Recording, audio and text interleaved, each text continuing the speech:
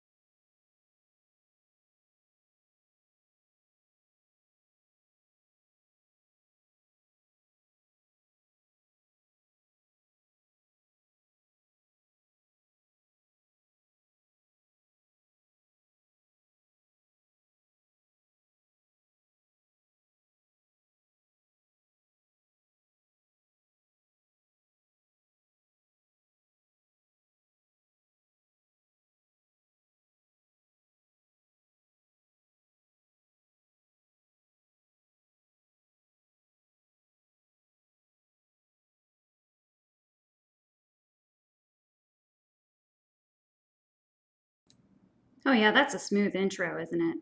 That's beautiful. Many thanks to Andrastini for this beautiful intro. Foods of Thedas. Welcome, everyone. Welcome to the inaugural Foods of Thedas Mukbang. Oh, yeah. Hi! Hello! It's a pleasure to be here. I am so excited to be here to celebrate Dragon Age Day Eve. Giving Tuesday, we are celebrating with a feast today in support of Able Gamers. We are supporting Able Gamers for Dragon Age Day, which is an amazing charity that promotes disability awareness and works with game companies to make games accessible for people of all abilities and disabilities. Thank you again for being here to join me for lunch today. And oh my goodness, do we have a lunch spread? I am so excited. Yes, some of this is Thanksgiving leftovers. Some of it has been carefully planned and coordinated for months. Some of it was just on the fly. Most of it homemade, all of it vegan. Yay! Super excited. I love sharing vegan food. I love eating vegan food. We're going to talk Dragon Age. We're going to talk relationships in Dragon Age. We're going to talk disability in Dragon Age. We're going to just relax and enjoy ourselves with a wonderful feast. I'll be honest, I am exceedingly hungry right now because I haven't eaten since 6 o'clock last night. I do intermittent fast, so it's not a huge deal, and I've got the super nervous jitters because this amazing event that I and so many other volunteers have been working so hard on is finally coming to its full form, and we're all really excited about it. Oh, yeah, but it's time to eat. Goodness, yes, it's time to eat. So grab a tasty beverage. I have water for myself. Hydrate, folks, hydrate. And grab your lunch, your snack, your dinner, wherever you are in the world, grab something delicious to eat. Let's dig in. So first up, kind of my little star of the show here. I'm very proud, very, very proud. I have the Ferelden barley turnip stew here. This is so wonderful. I modified the recipe. It is from the World of Thedas Volume 2 cookbook. I mixed it up a little bit. Obviously, I didn't use sausage. I used clean sausage. I used clean meat. I used field roast sausage in here. Let's see if I can find a nice big sausage here. That could be taken out of context. Yep, you can tell that I listen to Split the Veil every now and then. So, oh, there's a nice little piece. Yes, a nice little piece of sausage. This is gonna be my first bite. First bite, folks. First bite on the inaugural mukbang. Well, hot. Mmm. We're very hot. Mmm. Mmm.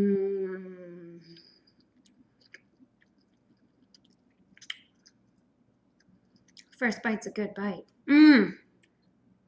Oh, yeah. Mmm. So yummy. Oh, gosh. Mmm. I have to mess up my napkin now. My nice spread here.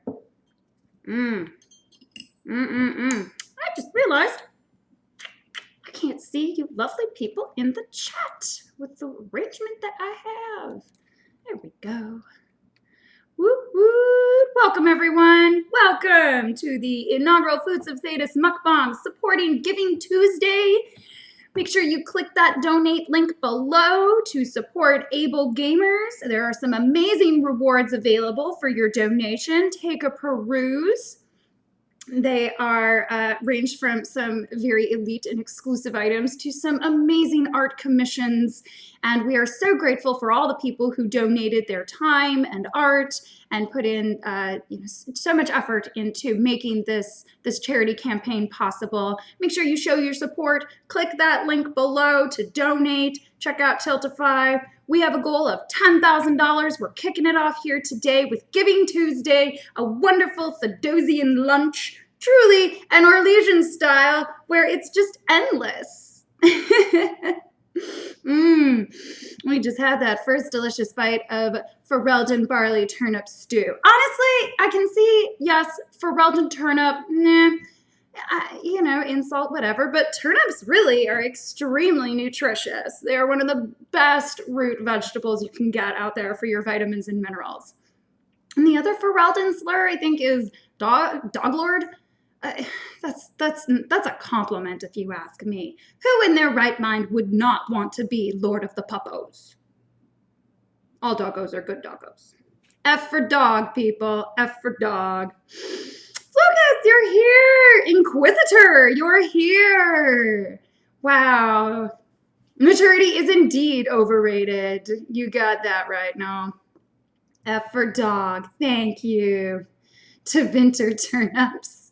I don't know if they grow turnips into winter. They're generally in our world, they're generally a northern clime root. But let's move on to see what else we got. We have a lot to eat here. So this here, it may not look very pretty, but I'm going to make it look pretty. This is Vietnamese stir fry, recipe by the Viet Vegan, one of my favorite Twitch streamers and recipe vegan makers. Ooh, that's a knife. So we're going to doll this up a little bit. We're going to doll this up. This is her mom's traditional Vietnamese recipe. I made it with bok choy and zucchini and mushrooms. Oh, yeah. Sriracha is life, people. Seriously, I really didn't eat a lot of sriracha until I went vegan. Now, I can't live without it. I really can't. Sriracha, barbecue sauce, and nutritional yeast, also affectionately known as nooch. Can't live without it. All right. This is a lovely jar, reused jar of sunflower seeds. Sorry, not sunflower seeds. These are sesame seeds. Goodness, I'm all confused today. It's like I got something big going on distracting me. Oh, wow. Welcome to the show, everybody. If you're just joining us, we are sitting down to an amazing Thedosian feast. We just had our first bite for Ferelden turnip barley stew here. And we're now digging into this amazing traditional Vietnamese stir fry recipe by the Viet Vegan. And hey, if you are just joining us, make sure you check out that Tiltify link below and other social media for Dragon Age Day. We are supporting able gamers today. I am really excited to be on board for supporting able gamers, a very admirable charity that works to promote disability awareness and works with game companies to make games and gaming equipment accessible to people of all abilities and all disabilities. I am really particularly touched that we are supporting able gamers because I am a person of disability. And so we're going to talk a little bit more about that a little bit later in the show. So it's really near and dear to my heart, and I'm very excited to be supporting such a great organization that brings gaming to people who otherwise perhaps could not game. So support them, click that link below, check out the rewards, and let's eat some Vietnamese stir fry. I am gonna try and eat this whole thing. If we can raise some funds, I might eat this whole thing. I haven't ruled out food challenges.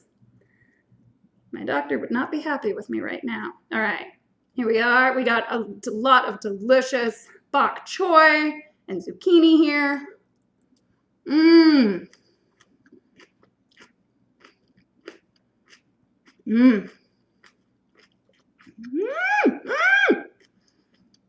Spicy. Oh. And more of these rice noodles. More of this vermicelli. Ooh, mushroom. Yes.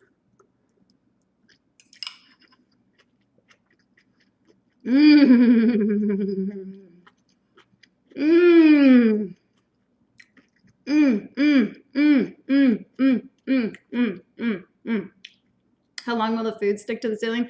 My ceilings are really high. Really high. They are a juggler's dream. Oh no, Mr. SM will be making very specific appearances later today. Big piece of bok choy and a nice big mushroom here.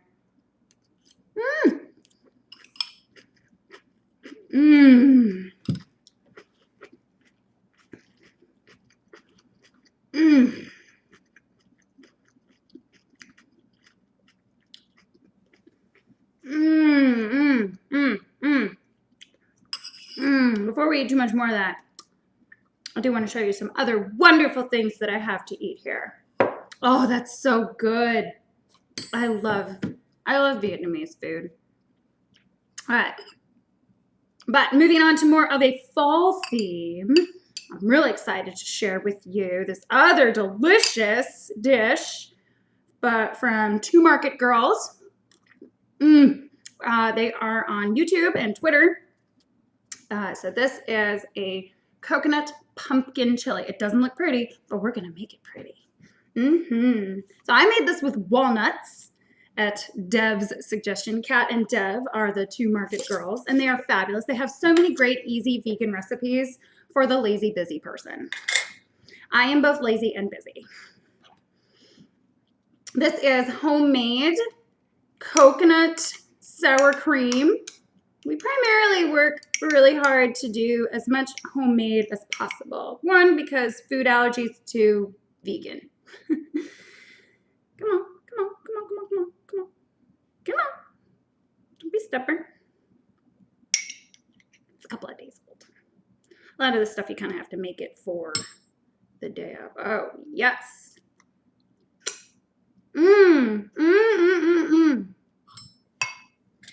Sour cream is delicious. Should I lick it? No, I'm going to use it later.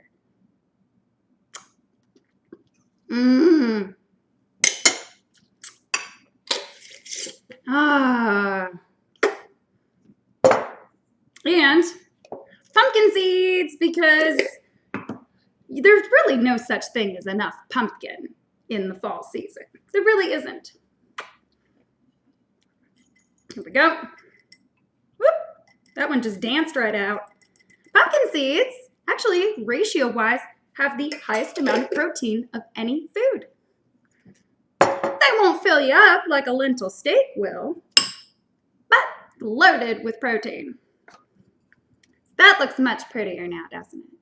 Yes, it does. Goodness. Give that a nice stir. I imagine that a pumpkin chili would certainly be a very Ferelden thing to do in Thedas. So this is made with a French pumpkin, otherwise known as a Cinderella pumpkin, carrots, and I think there's some mushrooms in here. I don't think that there's no clean meat in here. This is all just vegetables, the best kind of food. Don't at me. Ooh, that's a very lovely bite. Let's get a pumpkin seed in there.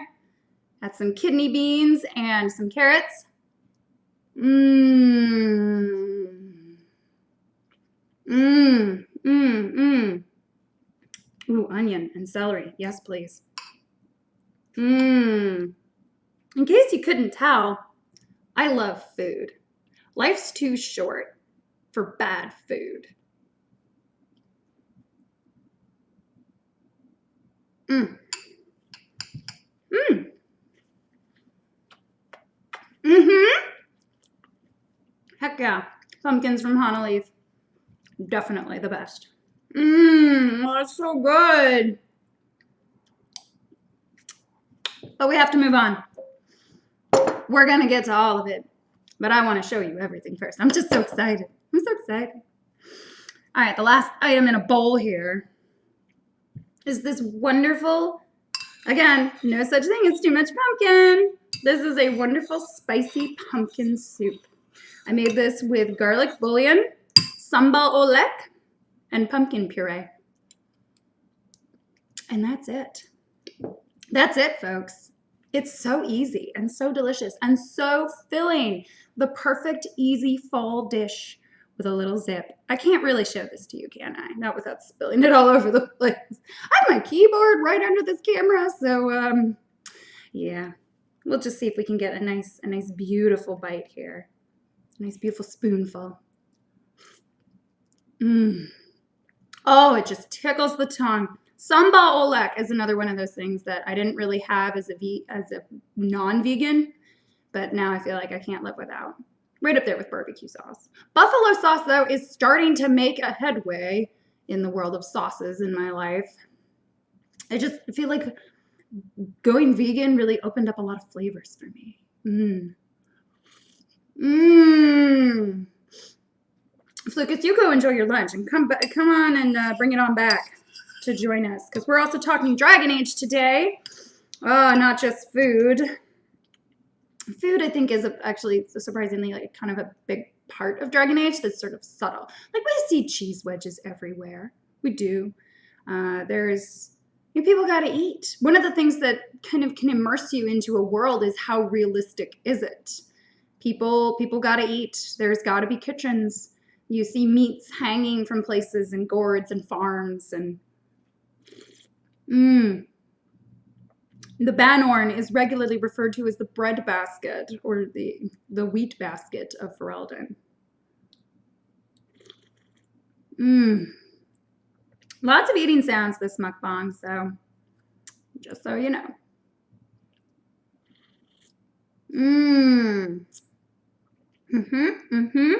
Creamy, but not too heavy. Spicy, but not terribly so.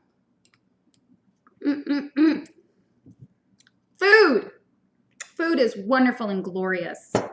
So let's also talk some Dragon Age while I introduce you to this next thing. This is leftover chestnut stuffing with cranberries from Thanksgiving. It's fabulous. Freshly roasted chestnuts are the way to go for a stuffing, let me tell you. This also has a little bit of leftover mashed potatoes mixed into it. They just kind of got put in the same container, yeah? American Thanksgiving leftovers are meant to just be put together. So, I have actually had a few things that I've really wanted to just kind of discuss and chat with the community about regarding Dragon Age. One that I have really enjoyed for a long time is relationships, particularly relationships for non-player characters, for NPCs. There are a lot of NPCs in Dragon Age. Excuse me. So I really enjoy kind of listening in on the relationships and the banter of other characters. I don't know about anybody else, but I am always infuriated when the requisitions officer interrupts banter with a party. Especially when you're about to get adorable together. We'll talk about adorable. So there are a lot of relationships, and there are a lot of relationships that take a lot of different forms. But first, let's take this bite. Mmm. Mmm. Mmm. Mmm. Mmm. Cranberries for the win. Mmm. Dried cranberries. Here is a beautiful chestnut. Mmm. Mmm. Mmm. Slightly crunchy goodness. Mmm. Mmm. If you're just joining us, folks, welcome.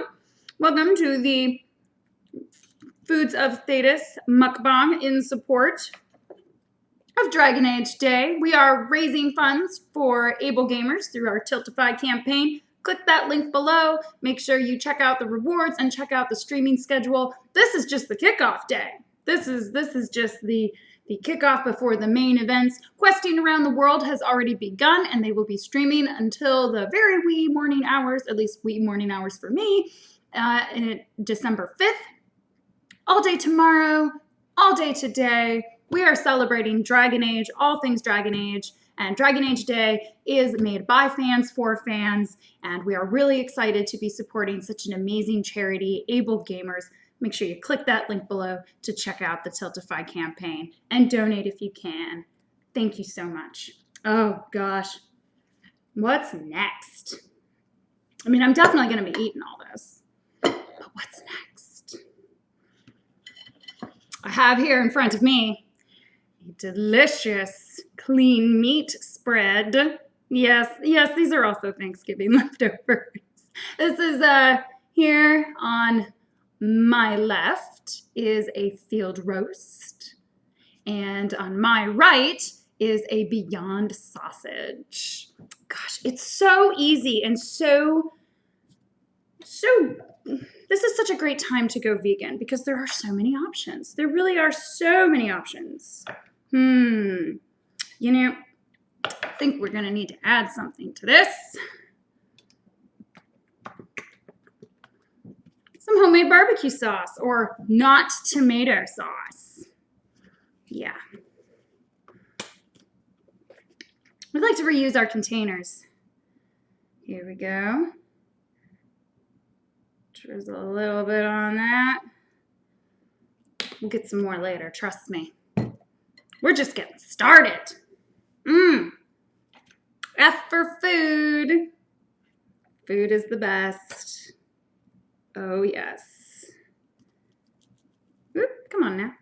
Cooperate.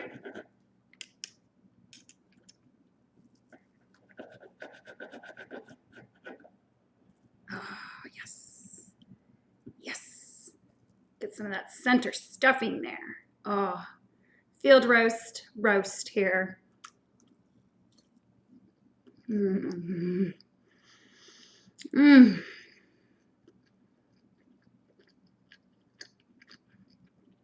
Mmm. Mmm. Brings me back to Mama's cooking. Oh, yeah. Mmm. Mmm. Mmm.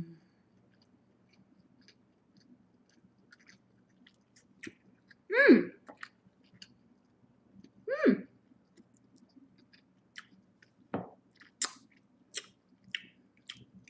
Here we are. Oh. Welcome, everyone, if you're just joining us. Thank you for being here. We are eating in support of Able Gamers, and we have a delicious Thedosian vegan feast before us. Final item of this feast that I'm going to show you but not eat right now is dessert. So we have a the last piece of homemade pumpkin pie and a couple of very delicious chocolate chip pecan pumpkin cookies. I told you there's no such thing as too much pumpkin this season. Pumpkin. Pumpkin. Let's eat some more of this field roast, and then I think I should go back to that Vietnamese stir fry while it's hot. So yeah, admittedly the only thing here from World of Thedas Volume 2 cookbook is the Feraldan turnip stew. Yeah, so far it tastes really good, even though it's been in my freezer for about 2 months. Mmm. Mm-hmm. Mm-hmm.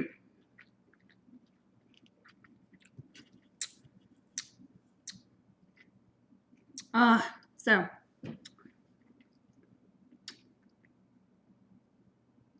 no roasting nugs. No. Much no. Much no. Anyway, so Dragon Age relationships. I love kind of eavesdropping on some of my non-player characters to get an eyeful or an earful of really their relationship status. And this was kind of the interest in this kind of started with Fenris and Isabella.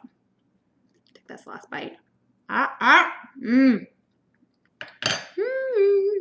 Mmm.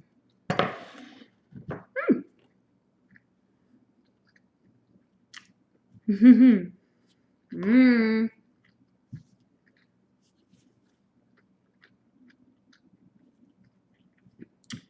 Mmm. Field roast. So in Dragon Age 2, if you keep Isabella around, if she interrupts your confrontation with the real boss, the Arishok, and she sticks around through Act 3, and you don't romance her, or at least full-time romance her, and you don't spend 6 years chasing Fenris. Not sure if this is a spoiler for some people, but if it is, I'm sorry. Those two hook up. I think that's so cool. I mean, I give their relationship a 10 out of 10 because they know exactly what the other, well, really, they have a lot of respect for each other. They know the boundaries of their relationship. And that is apparent in their banter. It's really great. I love it. I adore that so much. Sort of just this sort of openness between the two of them. And obviously they move on and do other things. You know, they kind of recognize in a way that circumstance sort of defines the longevity of their relationship. I think that's really important in a healthy relationship, knowing when a relationship should end, if it needs to. And I think that's such a prime example of a nice dating relationship in Dragon Age. You know, it's not a nice example of a dating relationship in Dragon Age. Switching gears completely here, just because I want to complain about it. Merrick and Catriel. Ugh, I give that relationship a 0. Major 0. It's just manipulation from the very start. Let's take this bite. Mmm.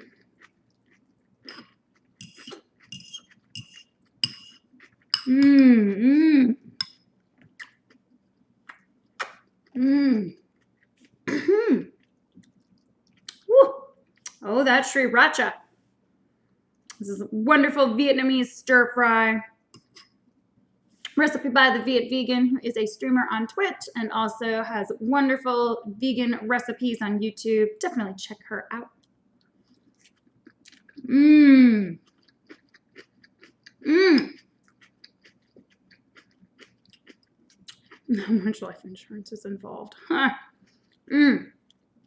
Catriel. So, if you have not read The Stolen Throne, you may not know who I'm talking about.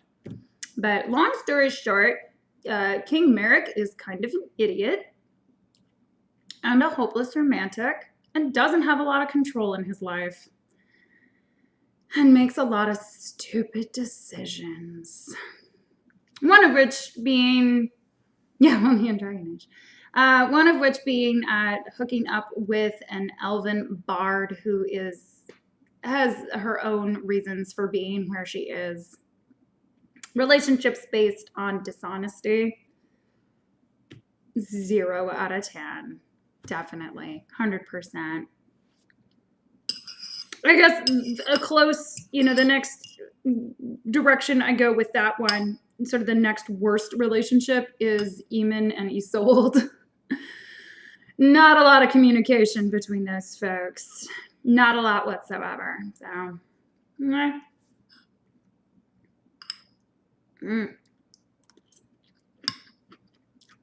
Mmm. Mmm. Real quick, folks. All right. Just want to pull up this Tiltify campaign. Let's see if I can do this without my keyboard.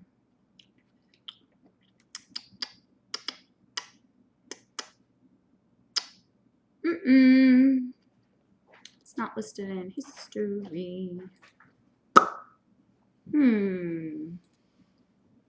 Excuse me a moment. Oops. Yeah. There we go.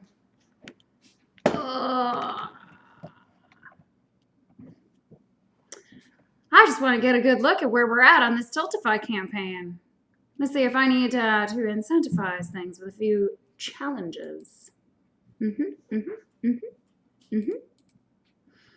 we'll get back into eating some more of this delicious stir fry. Holy moly, we are almost at $1,000. That is fabulous. That is fabulous, fabulous. Absolutely fabulous. Thank you to everybody who has donated so far. We are really excited to have you along for this ride. Okay. Oh, thank you. Water delivery.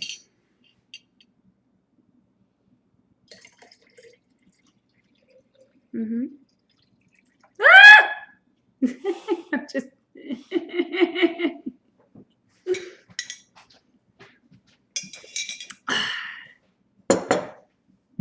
I am not the first person to spill in their kitchen.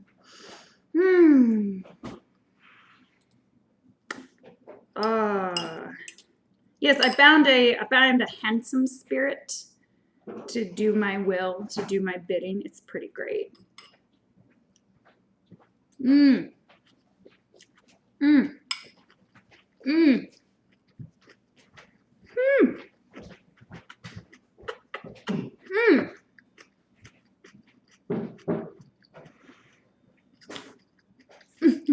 No, Flukas, I'm not eating the keyboard. That would be very silly. If you're just joining us, thank you for being here. Thank you for joining me for lunch. We have a huge spread before us, all in support of Giving Tuesday. We are kicking off Dragon Age Day with a Giving Tuesday event to eat for able gamers. So click that link below, donate if you can, check out the amazing rewards that we have donated by some fabulous artists, and be sure to check out dragonageday.com for more information. Check out our schedule on Tiltify. Questing Around the World is streaming around the world. It's a fun time. We will also be hosting and rating some of those channels later today, so you don't want to miss it. Stick around. Let's have another bite of this amazing Vietnamese stir fry.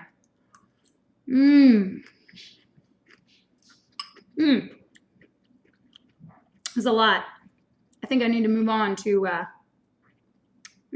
that pumpkin soup. I know, for Weldon turnip stew. You look lonely. We will fix that. Food looks lonely unless you're eating it. Am I right? I think I'm right. I keep veering off topic, but you know what? That's a-okay. This is a live stream mukbang. We can talk about and do whatever we like.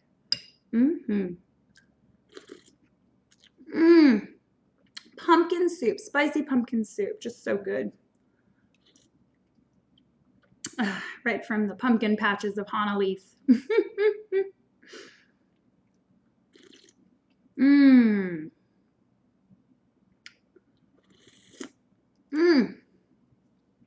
I really love food.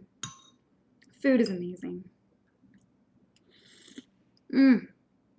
I feel very grateful and very privileged that I have access to very good food, and that I have the ability to prepare good food for myself. Such is not the same for everyone in the world. Yummy.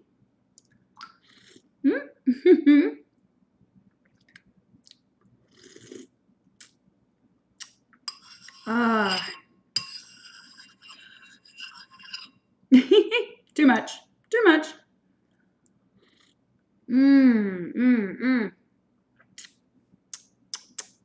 Pumpkin soup.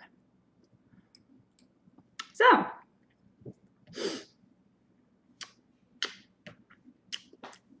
should we talk about? Because, I mean, relationships are great and all. I do just want to say one more thing, I guess, on the topic of relationships in Dragon Age. And this is something that I've just kind of, like, it's a shower thought, really. So, you know, in Inquisition, when Blackwall, if you don't romance Blackwall, Tom Rainier, whatever, if you do not romance him or Josephine, Blackwall, it becomes known to the party, more or less, that Blackwall's got a crush on Josie and starts bringing her flowers. Now, I don't know how many of you have listened to the party banter with Blackwall and Vivienne in your party. He says a whole lot of things that make me embarrassed for him. But Vivienne sort of gets in Blackwall's face about it. Like, oh, you're stalking and harassing her. Well, I wish that I could have pumped the brakes on that one, Viv, because Josephine doesn't need you to stick up for her like that. I like, while not a relationship specifically, I like the demonstration, I guess, of the kind of flirtatious nature of the friendship that Josephine and Blackwall have. They're both very aware that a relationship beyond appreciation can't and won't happen.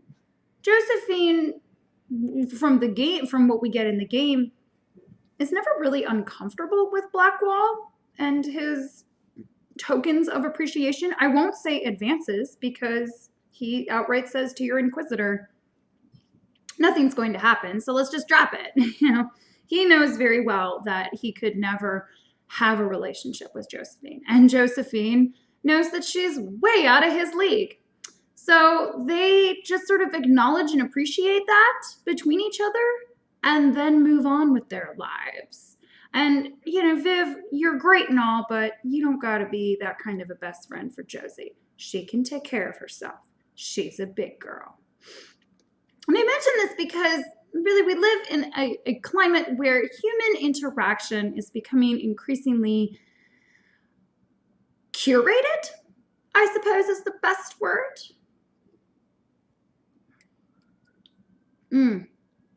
Which is why I prefer food. I'm just kidding.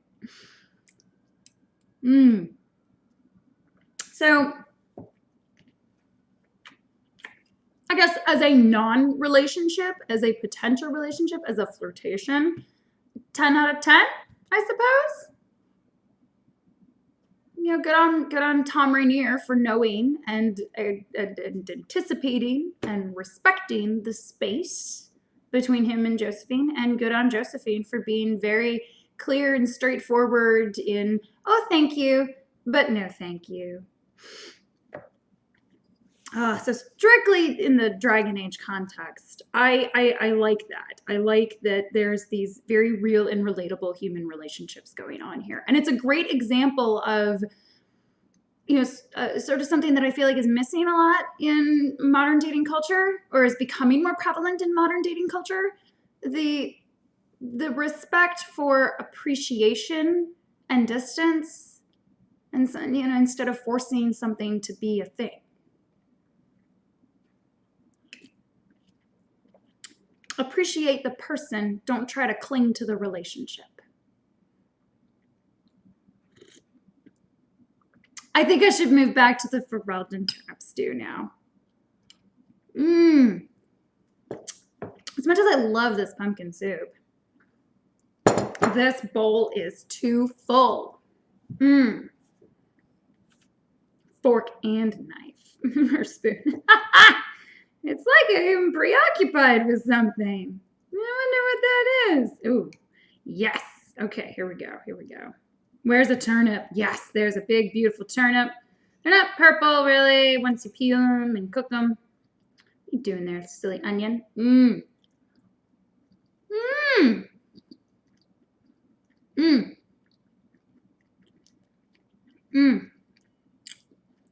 Ferelden has some good eats. Hearty, delicious. Let me tell you though, that recipe in the World of Thedas volume cookbook is very scant on the details. I like detailed recipes. I like to know exactly what I need to do. Like, cooking isn't quite a science. Okay, well, it is. It's chemistry. Well, baking is chemistry. Baking is a science. Cooking is experimentation. And you can do a lot with cooking. I used to not cook very much at all. I ate very unhealthy for a long time, and then I found Mr. SM, and I have eaten well ever since. So I've kind of had to teach myself to cook in our relationship. And I gotta say, in the 10 years or so that we've been together, I've come a long way, and I've gotten really good at cooking. I can almost do it with my eyes closed now.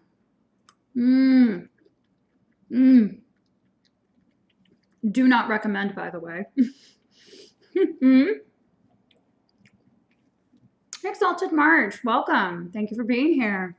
If you're just joining us, folks, thank you so much. Make sure you check out that link below to donate to our campaign. I am eating for Giving Tuesday today, eating for Able Gamers. Thank you all for joining me for lunch. It's very exciting. Emma said since she's trying to call in. Oh, we have a caller. We have a caller. Hang on.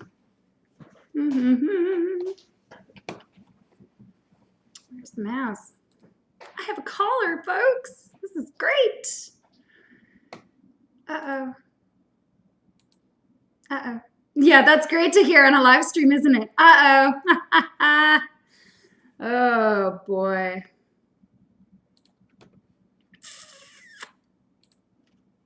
Be right back.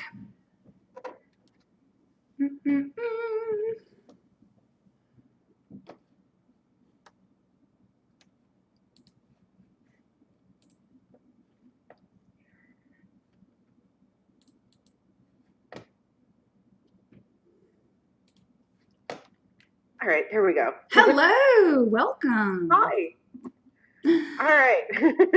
You made it. Thank you. I made it. Yeah. Well, folks, thank you so much. We have with us the Inquisitor of Dragon Age Day, the brainchild, the founder, the absolute genius and mind behind the amazing day, Dragon Age Day. Happy Dragon Age Day, Inquisitor. Happy Dragon Age Day. Yay. Yay. We made it. We're doing it. Yeah. We're my here. God, I can't believe we made it. Yeah, pretty much the next 3 or 4 days are Dragon Age Day for us, which is wonderful. Yeah. And fun part is I get to go straight from Dragon Age Day into a cross-country road trip to see my boyfriend and help some friends move. That's wonderful. Good I luck. am efficient at planning. Oh my God. So, relationships in Dragon Age. Yeah, I have opinions. We all do. And I am totally on board with your opinion on Blackwall and Josie. Because on top of the fact that, Josie's relationship with the Inquisitor seems to be asexual, it would make sense that then her relationship with Blackwall would be that respectful, we're spending time together, but it's not all based on physical. Yeah. So it tracks. It does. It basically, for me, it tracks that, Josie is probably asexual or possibly even demisexual. And that, relationships she has aren't all about, how quickly can we get to that fade to black? Yeah, right. Oh, although, goodness. Believe me, the famous fade as to a black. canon Soulless Mancer, I really wish I had a fade to black, but oh well. As a fellow Soul of Ellen, I'm good without. I really am. I love headcanon for the fade to black. Yes. I love the idea of maybe some fade romps because let's face it, their dates are in the fade. Oh yes. let's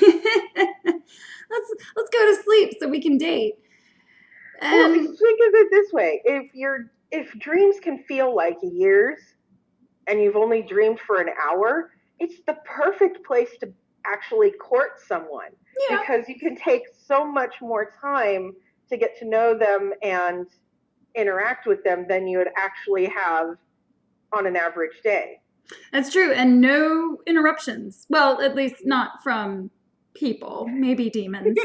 Maybe demons. I can see Cole popping in every once in a while just to ask about bugs or something while they're going, ah! I think there's a fan art comic about that. That's where I got it. Mm-hmm. And Mm-hmm. that's why our dates are in the fade from now on. Really though, I gotta give. I mean, it's not canonical because it's something that the player chooses.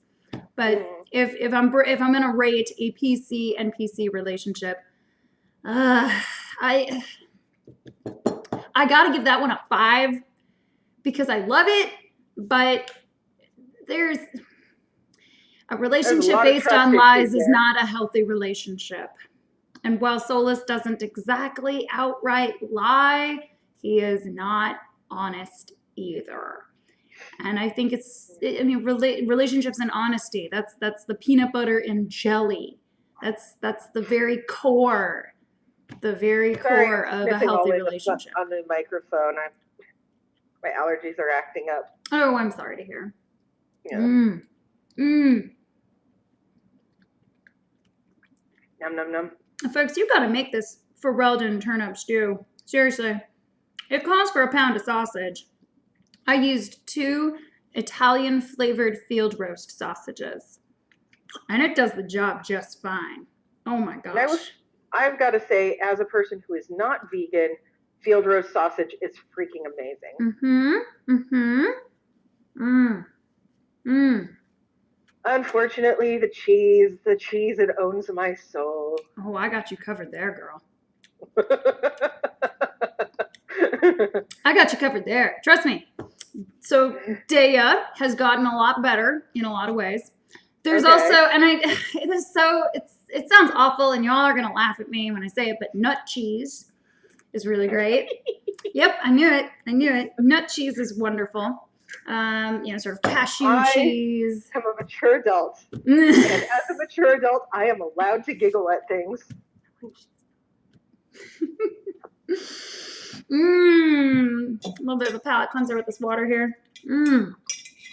So we were kind of trying to figure out over chat, how the heck did we meet? Because you're really into Dragon Age, and I'm really into Dragon Age, and we all just kind of seem to start to know each other. Yeah. Especially with events like this. Gosh, I love meeting all of the streamers that are participating in questing around the world. All fabulous people that we're going to be hosting on this channel throughout the day and tomorrow. But I think we sort of casually met initially on Twitter. I think it was Twitter. It was either Twitter or me responding to your blog posts on Reddit. On the Dragon Age Reddit. Aw, thank you. Yeah, the Dragon Age Reddit. Yeah. I have opinions, but I'll keep them to myself. Go wading into Reddit. I'll just put it that way. I'd say the Dragon Age Reddit is one of the better ones. Mm-hmm. It's really friendly, very supportive of the creative community. Mm-hmm. There's weekly headcanon threads. There's weekly writing threads. It's one of the few communities I've found that is encouraging of people sharing their world states and sharing their headcanon and sharing their writing as opposed to some of the other ones. In fact, one of the strangest but best headcanons and writing pieces I've seen is someone wrote a romance between Hawk and Meredith.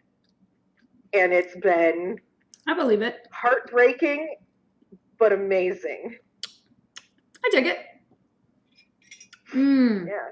You get some interesting pairings, and it's all just very cool to see how other people's perspectives come into play. The darker side of me ships Orsino and Meredith. Yeah, I've seen that too. I know. There's a great couple that do cosplay. I can't remember who they are. Maybe you can Google that for me, T. There's this wonderful couple that do a wonderful Meredith and Orsino cosplay. I follow a lot of cosplayers on Instagram. I really enjoy following the fan base on Twitter. It's all a very interesting group. And like a karate chop to it, Elle kind of showed up on the scene and destroyed all of our brains. It's wonderful. Reddit, yes, is a great place to share creative works, original creative works, and fanfics. And of course, I think they are I found free. them, and I found them through a Reddit thread.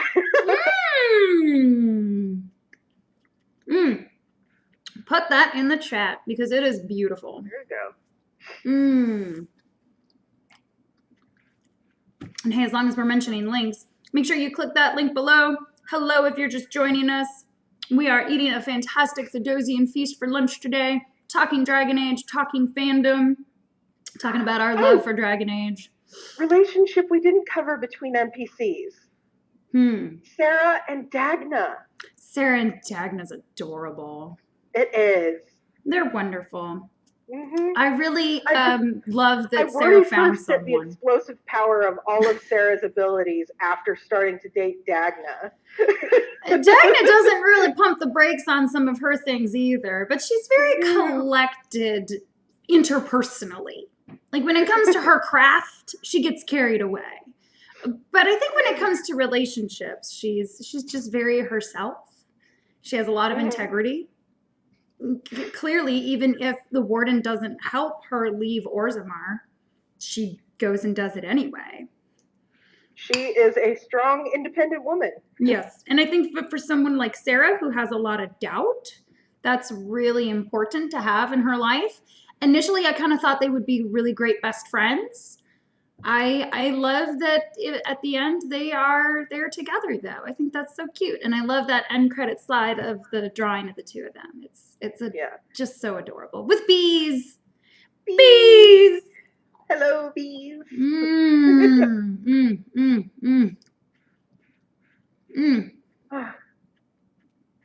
It's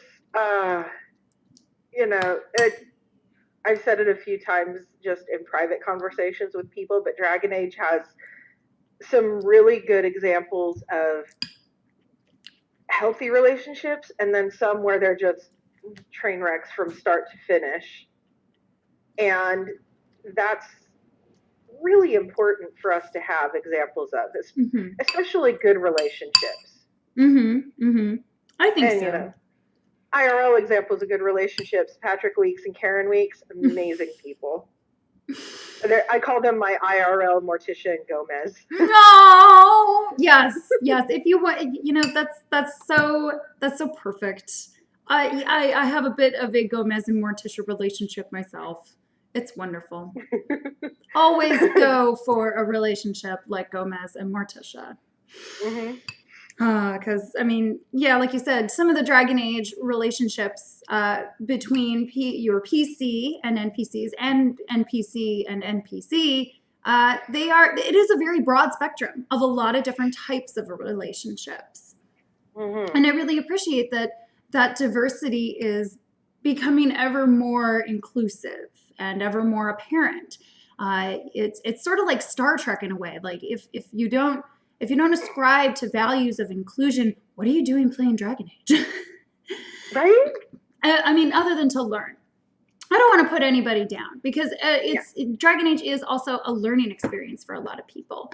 I have heard of a lot of folks, kind of on Reddit and in other communities. There's a lot of stories too on Pinterest and on Tumblr about people who realized I'm in a terrible relationship, and Dragon Age helped me realize that.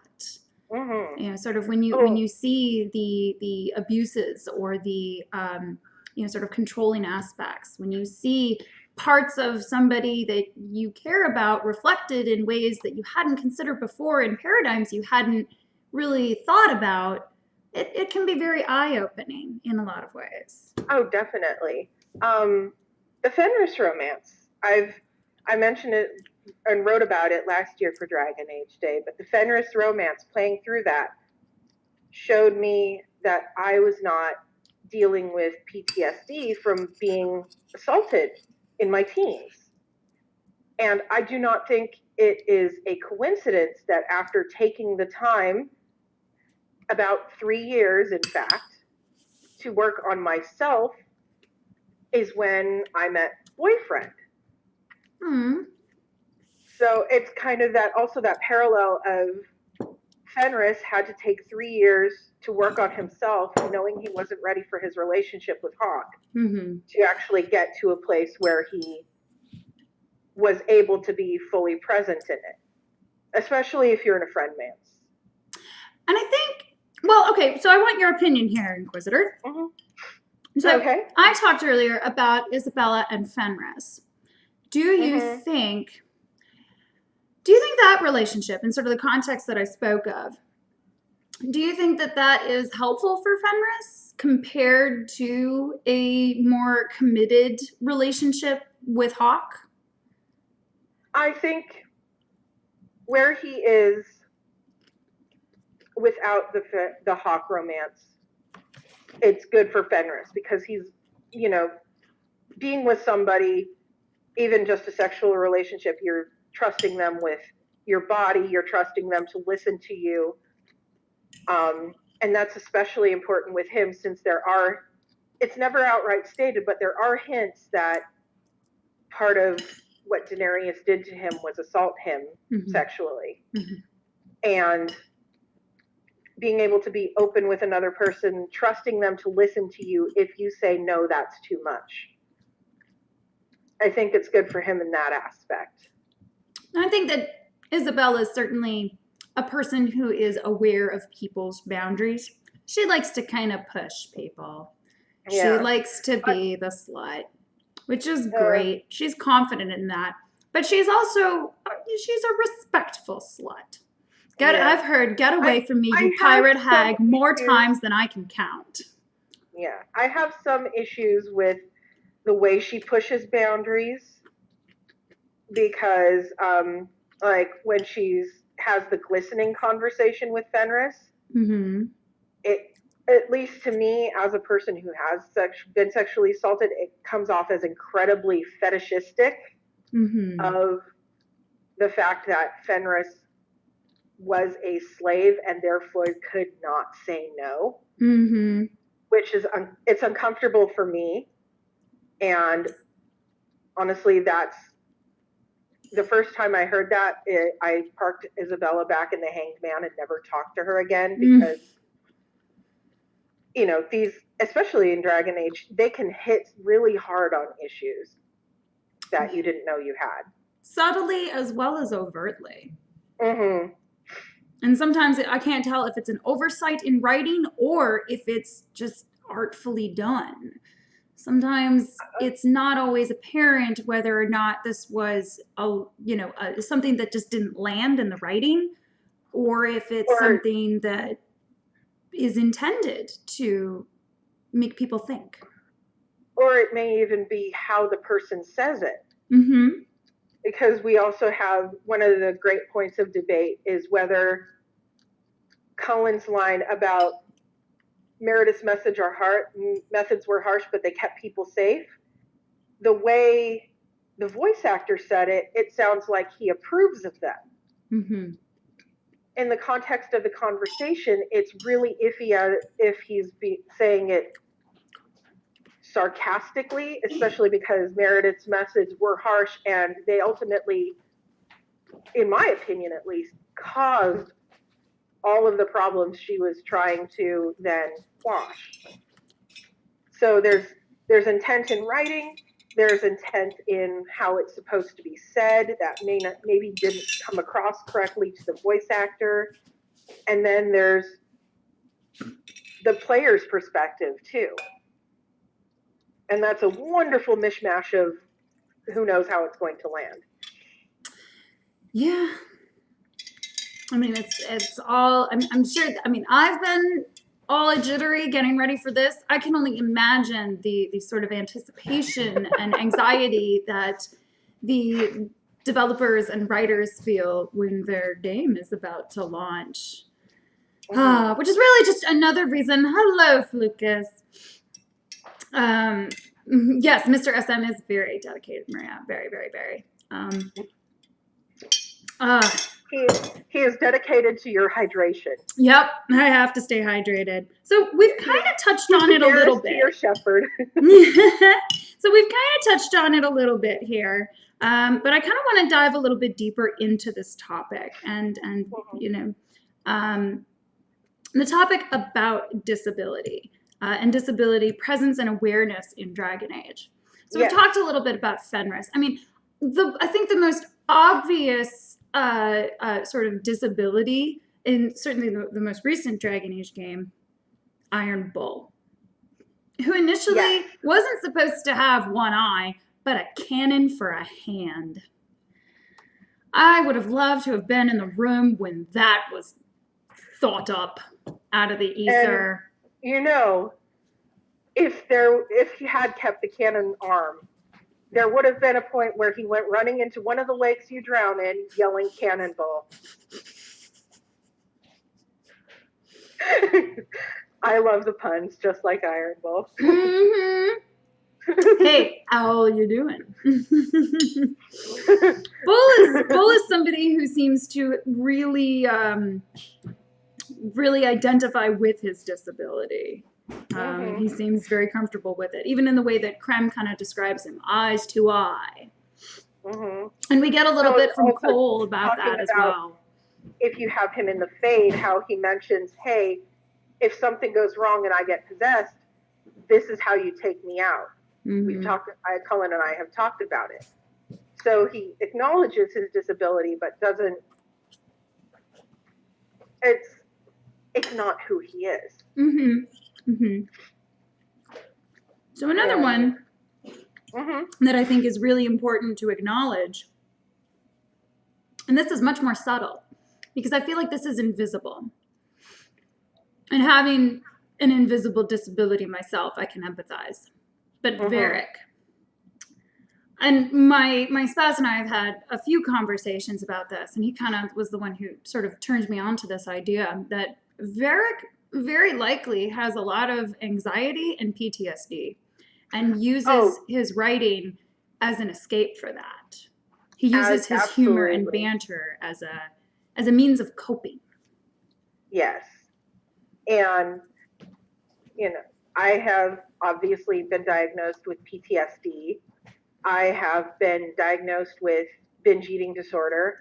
I have been diagnosed with body dysmorphic disorder. These are all things that are disabilities, but people don't see. And I think there's a lot more conversation starting to come up that just because a person doesn't look disabled, what does that even mean? Right. It doesn't mean they don't have something going on. And, just everyday things, I don't feel like I qualify as someone having a disability, even though I do have these disorders that are mental health issues.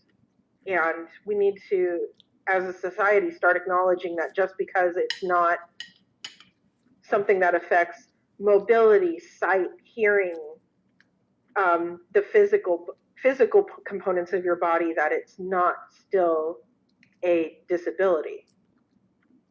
Absolutely. I think Dragon Age has had a nice hand in the fandom of creating a lot of disability awareness and creating a lot of empathy and spaces for people. As we've seen with so many of the submissions for how Dragon Age changed me. This was an amazing effort to bring together fan ideas and experiences and stories, and many of them deal with mental health and mental disabilities that people were afraid to talk about in very open ways. But when you put it in the context of a fandom of Dragon Age, people feel more welcomed to share and to talk about what they're going through. And I think that power is so immensely important, but it's also really important to remember on a grander scale. One of the big reasons that I maintain a vegan diet is because that's one of the best things that I can do as a person with multiple sclerosis. Absolutely. So My vegan blog seems a little out of the blue for a Dragon Age fandom, to have that theme to it. But I love food, I love Dragon Age, and I need to maintain this diet to live a healthy, long life, battling, well, essentially my brain eating itself alive. And tell it to stop doing that. I We wish. want you around for a long, long time. A regular regimen of physical therapy and occupational therapy really help, but it's in the diet that really makes a big difference. I'm gonna go back to this lovely plate of meat here, of clean meat, non-meat meat.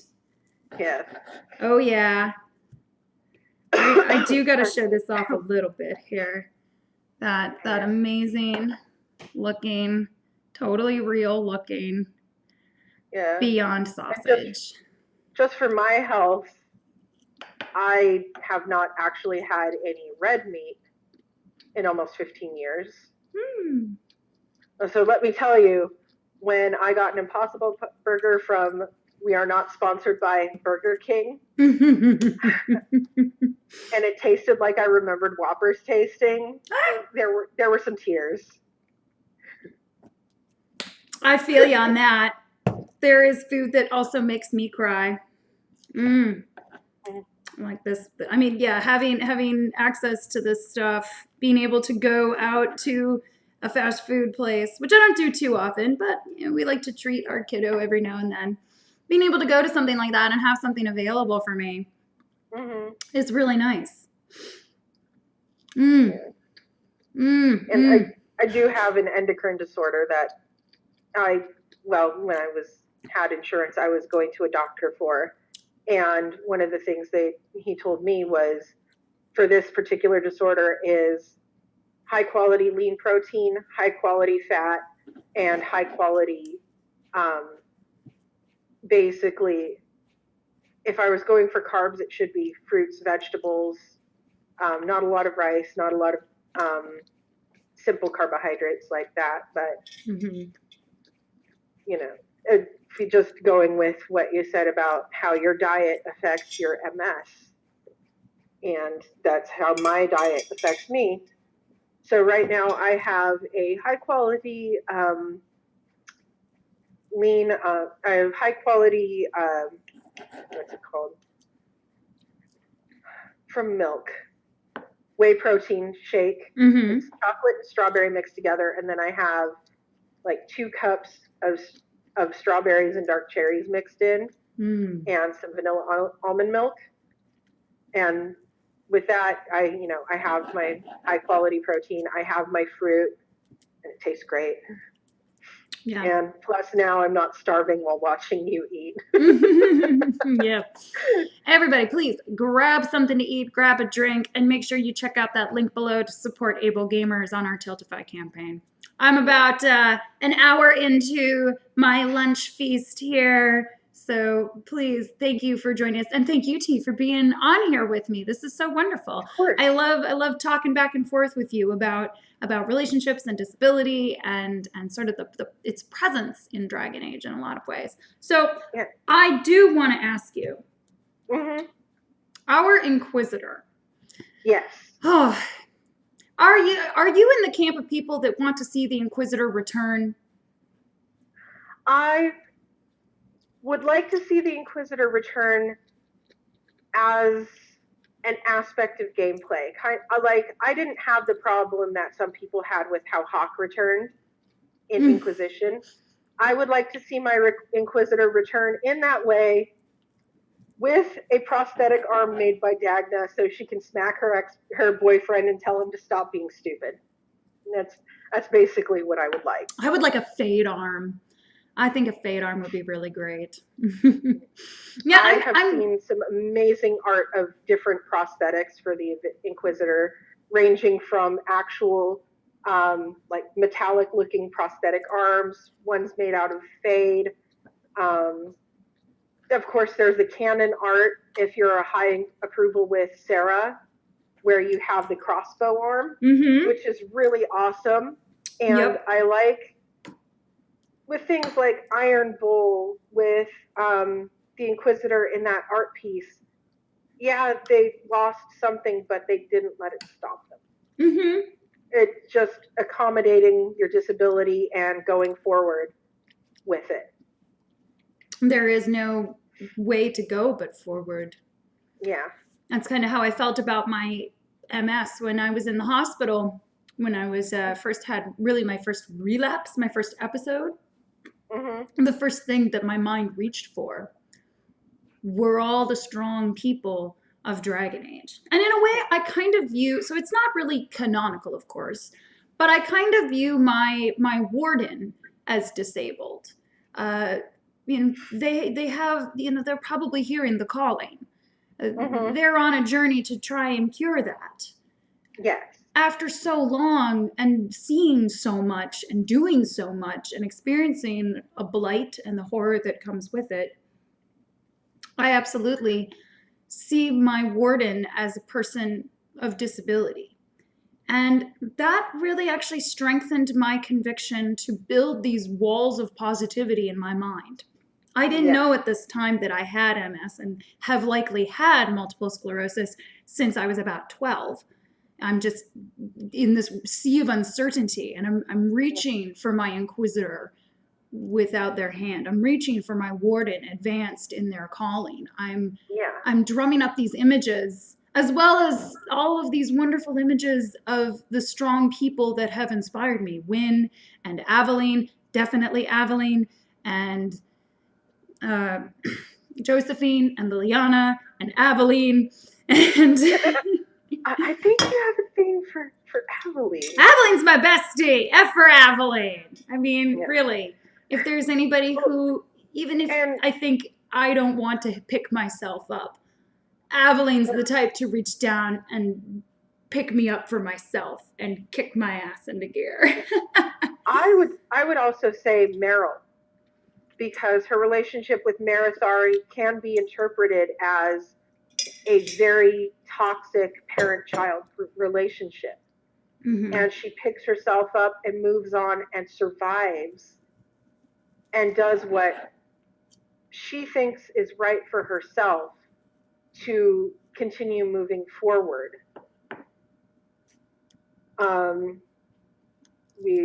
There's so many different interpretations of the characters in Dragon Age. I found a fan fiction where someone who had hearing impairment interpreted their warden, since they don't speak in the game, they don't have a voice actor, as mute. Oh. So all her responses in her headcanon and what her writing, her warden was signing her responses. I want that. I thought that was what a great way of interpreting it. That would be magical. That would be amazing. I came to the realization recently that I tend to talk very loudly, and it's because we didn't realize my mom had not only tinnitus but hearing loss as I was growing up. Oh. So I got used to just talking really, really loud. And tying into able gamers and helping people with disabilities have their equipment they need to be able to game, my mom's new hearing aids Bluetooth into her phone. Oh, that's awesome. So when I'm talking to her on the phone, I don't have to yell anymore, because she can, if she's having trouble hearing it, she can just turn up the volume on her phone and it'll Bluetooth directly to her hearing aids. So there's not the interference of noise going on between where the phone is and her ear. And so, and you know, her hearing aids were not inexpensive. So if I'm hoping that with what we do with able gamers, click link below, thank you, we can help people who just need that little tiny bit of accommodation. When Angela, Drunk Dalish, and I spoke to Stephen Spawn from Able Gamers, he was mentioning it might be something as simple as they just need a special foam rest to put their hand on to help with fine motor control. Yep. Yeah, the equipment. There are certainly barriers, and it is a privilege to have access to resources that help you. I guess I don't really like this terminology very much, to overcome those barriers, because while you may overcome them, they still exist for other people. Yeah. Able Gamers is such a great organization because they are working so hard, and they work on consulting with game companies to bring that disability awareness into the writer's room, into the development stage, so that games from the start are accessible for all people. Yeah. And that's really something amazing, especially and for Dragon Age in particular, a game that does have such an array of disabled people and people with invisible and visible disabilities, whether through sort of hinted at in dialogue or outright visible, such as Iron Balls. Yeah. I feel that that's something that I'm really proud and happy that BioWare has kind of jumped on board with. By supporting us, by supporting Dragon Age Day, and supporting our campaign for Able Gamers. That's a strong statement, and that is the future of gaming: inclusion and ability and accessibility for all people, and driving the cost of those resources down is really important. Oh yeah, and in the cases where you can't drive the cost down, having the means to help provide it for those who can't afford it for themselves. I am so jealous of you right now. I swear, this level of Ferelden turnip stew is not going down. Like, so where are you at? I might swing by on my road trip. Cascadia, my friend, Cascadia. There's a lot of Cascadias. Yeah, there is a lot of Cascadia. Yes. So I wasn't really a big fan of turnips, to be honest, like most people, but then I made this stew, and now I can't get enough of them. I was that way with parsnips until I had some that were flame roasted and served with carrots in kind of like a maple carrot thing. Oh, so good. Oh, I could talk about food all day. Oh, me too. Me too. Quite literally. And having an eating disorder is painful when there's so much good food to eat, but you still have to you have to maintain that, I have to work with what's going on. You have to get yourself into a state of mind. I have to mindfully eat. And not always as easy as just saying, oh, well, I'm just going to have this little bowl of whatever lovely I made and I'll be done. Because it depends also on hormones. It depends on my mental state. If I've had a day where somebody out in public commented on my weight, because binge eating disorder, I am overweight. And even if you've told somebody you have an eating disorder, since I have one that makes you gain weight, I have the wrong kind of eating disorder. Because, eating disorders are supposed to make you skinny, right? So, another disability that people might not know about. Yeah. Nobody has any business talking about anybody's weight in public. Nobody. Nobody. People are people. Yeah. Just let people be. Do not criticize other people's food choices, because you never know what they're going to be going through. You never know what's going on.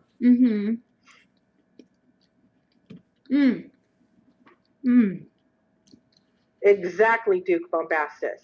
He said, yeah, people forget that a disability means you lack the ability to correct the behavior unassisted. Just don't do that thing. Sure, right. Sure, yeah. Just don't be overweight or underweight or cognitively capable.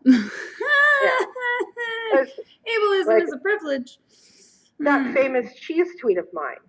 I am absolutely not bashing on people who are vegan because I'm friends with you. I love that you're vegan. I love how enthusiastic you are about it. What I don't like is people judging other people's food choices. Mm-hmm. I think, yeah. And the whole, it gets a lot of traction nowadays. But the whole obfuscating your vegan food and not telling people they're vegan. Please Full disclosure, I did do that once. A lot of vegan cooking uses avocado to make things creamier. It will kill me. Just as I would not disrespect you by feeding you something that actually had meat or animal products or dairy. I respect each other's food. Right. Well, thankfully, you're in luck for me because I'm probably the only vegan on planet Earth that is not a fan of avocados. Oh, but it's very meh before the burning death set in. It's really not all that great. One time I did make a tweet once, a long time ago. Oh, I wish I had some avocados with my tacos. Oh well, I have a house instead. Har, har, har.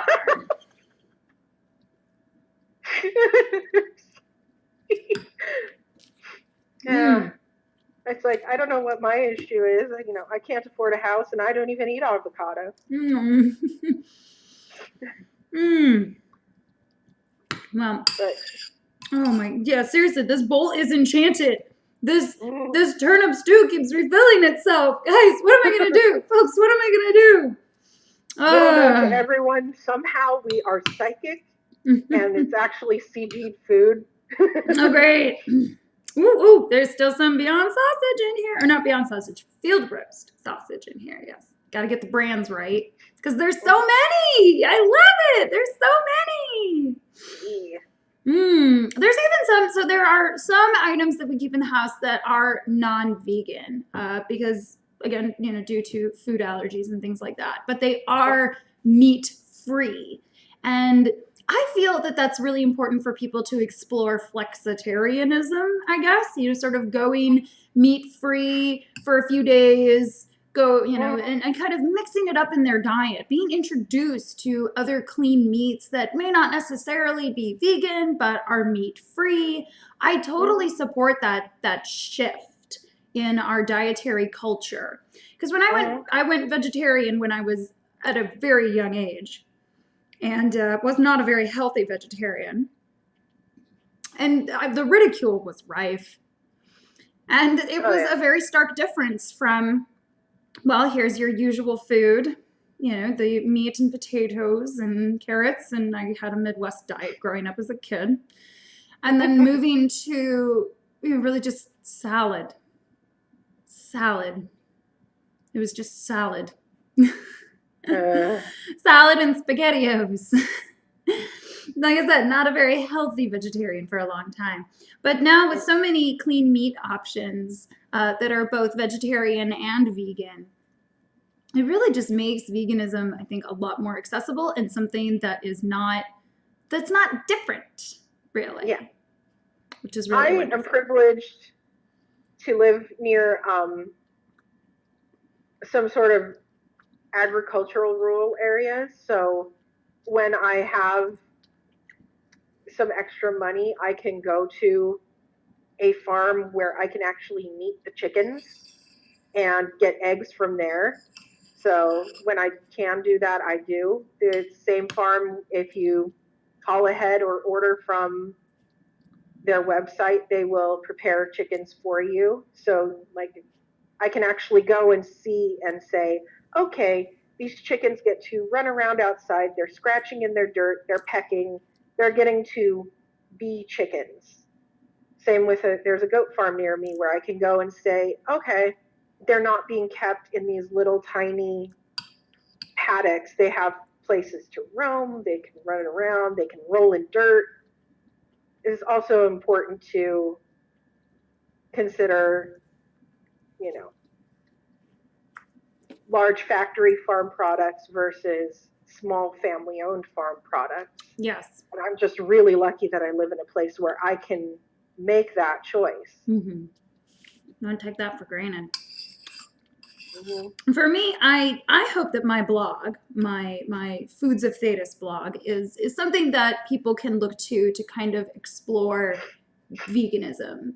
That's not necessarily the purpose. You know, it's more about marrying food and Dragon Age, which are my favorite things in the world. The food just happens to be vegan, and I'm always blown away by those occasional comments of, "Oh, I thought it was good until I realized it was vegan."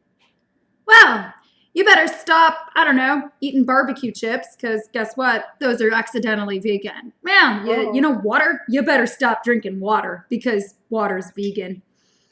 You know that banana you like to have for breakfast? Oh, it's vegan. Oh, you better stop eating those bananas. Like, I'm always just blown away by it. Like, guys, I use applesauce instead of eggs in my cookies. Why you gotta hate on applesauce? Open your mind. Open your culinary mind. Exactly, Lucas. I feel labels on food are also important. All natural does not equal good. Hey, here's some poison ivy juice I made. It's all natural. It's all natural. Yeah. Yes, vegan. Water is vegan. Your life is a lie. No animal died for your water. I mean, maybe something drowned in it. I don't know.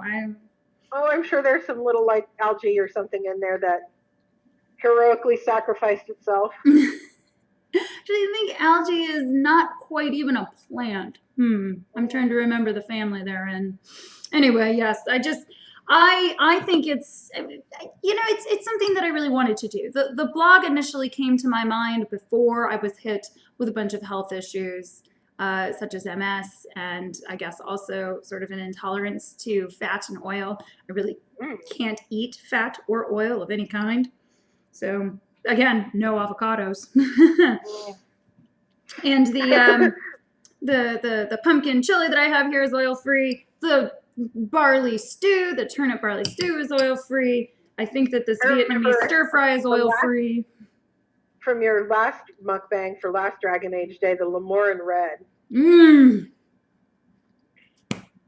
That looked good. I have all of your blogs bookmarked, just going, okay, sometime I should make all of these. It's a little more difficult now because not only am I allergic to avocado, one of my roommates has celiacs. So gluten-free. That cuts a lot of substitutes out. I tell you though, this barley stew can be made with quinoa to make it gluten-free. Yes. If you are gluten-free, if you cannot eat gluten, skip the barley, keep the white beans, and use quinoa instead. Totally delicious. Still amazing. Mr. SM just oh yes, endorsed your Lemorin Red. Well, butchering that spelling. Oh, no, I'm just kidding. I'm kidding, dear. I'm kidding.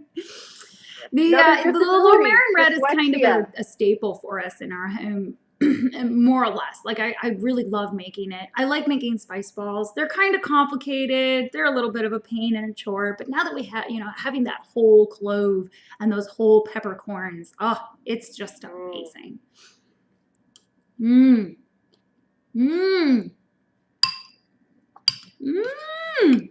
Flucus, I'm going to hurt you. We all are. Nobody is allergic to volcanoes.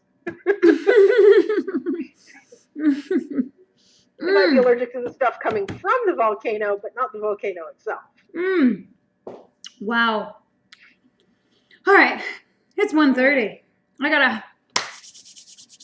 I'm trying to finish something here. Good God.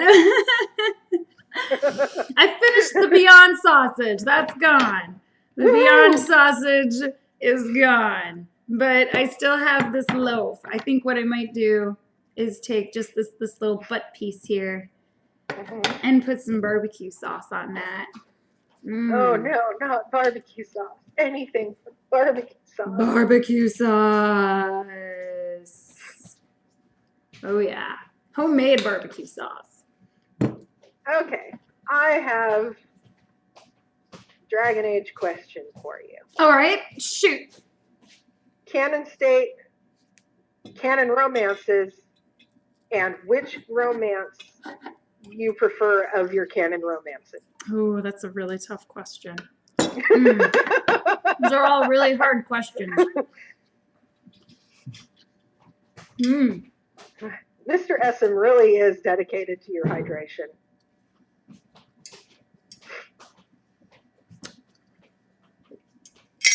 F for water, yes. folks. Stay hydrated. The people of Pompeii can confirm that everyone is allergic to volcanoes. Oh, gosh. Oh, everyone. I love you all. So, okay, canon state. Mm-hmm. I gotta say, it's of course changed over the years. I think though that my most beloved canon state is my male Dalish elf.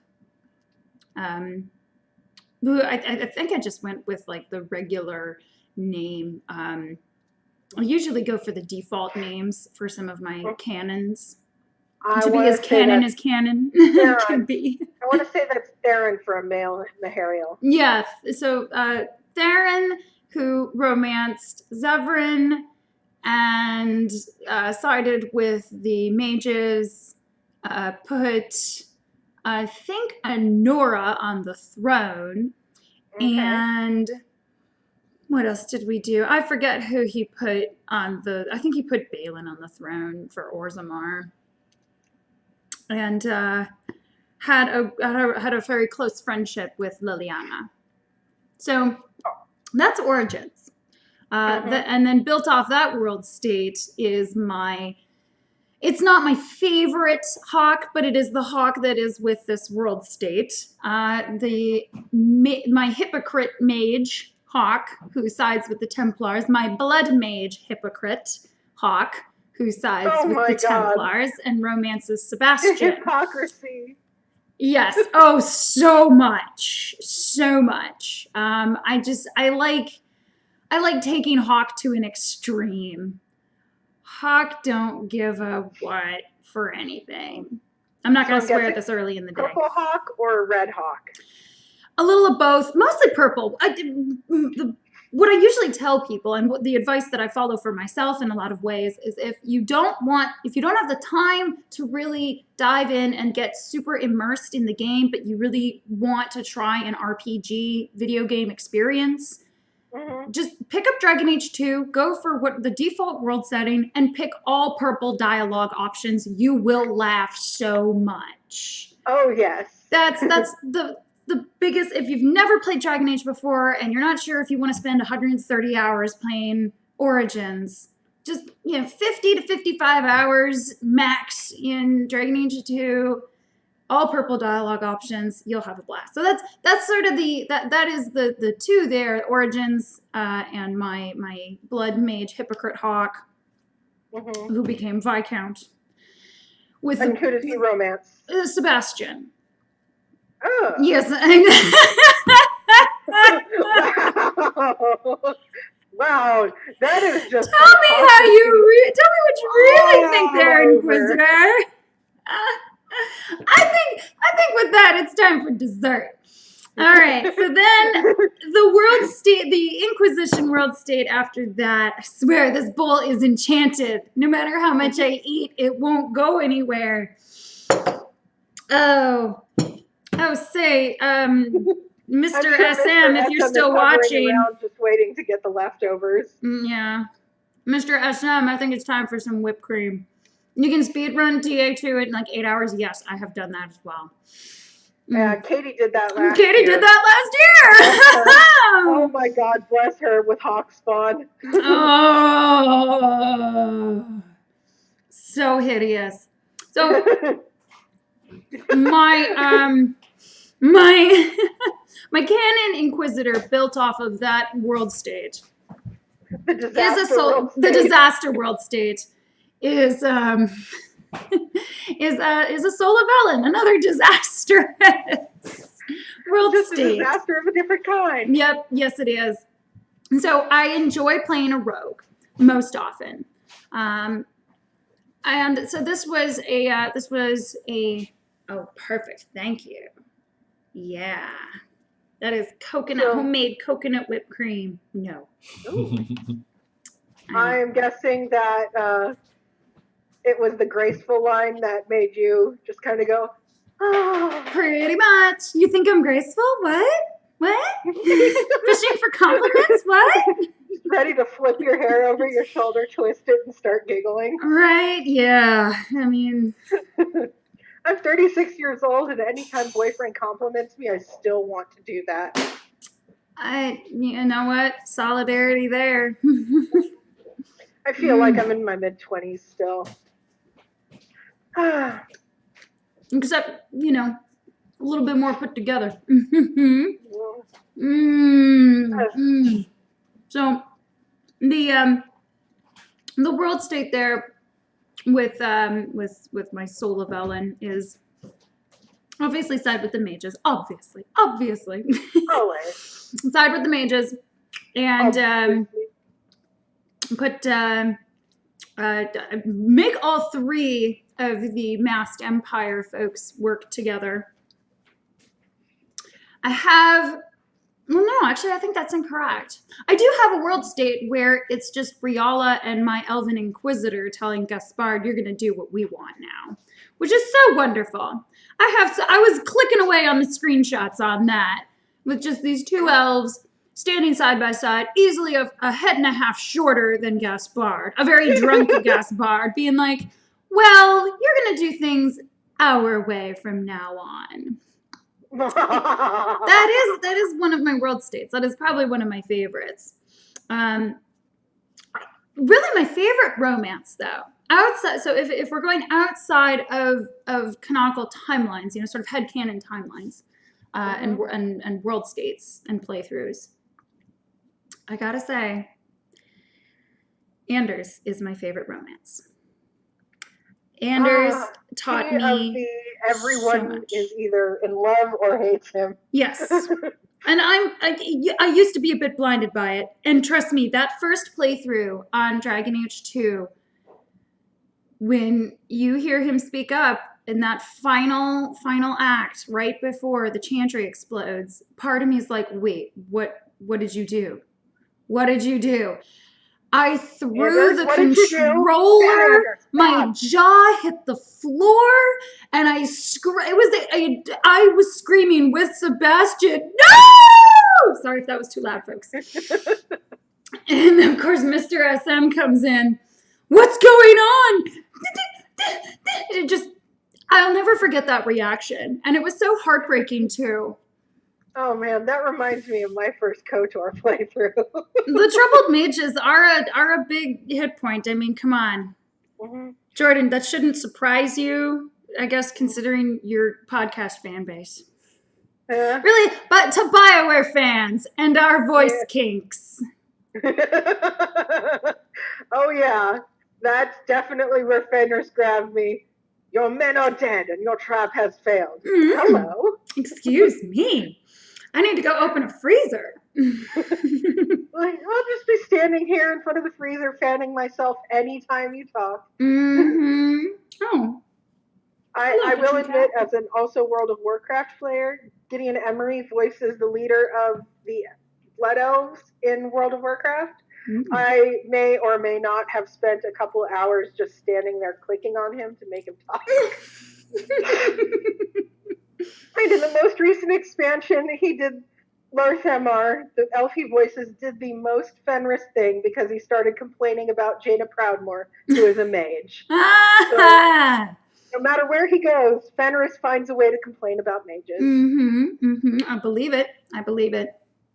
Yeah, and Exalted March, my first KOTOR playthrough, my brother will still tease me about the fact that when I found out I was Revan, he hears this loud wail followed by, oh my god, how do I tell Karth?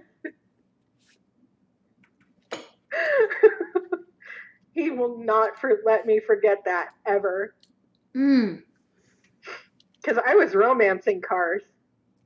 It's just like, hey, I'm the person who destroyed your planet. Oops. Surprise. Full disclosure, I'm not really familiar with KOTOR as much. I haven't played the sort of golden age BioWare games Yeah. outside of Origins, I guess. Hey, Flucus, no blowing up Sebastian. No, it's okay. It's okay. A lot of people don't like Sebastian, but his friendship with Fenris, to me, is just, it's like a bromance, basically. And he just gives Fenris space to process what he's gone through. Yeah, I definitely, at first, I'll admit I was a little creeped out.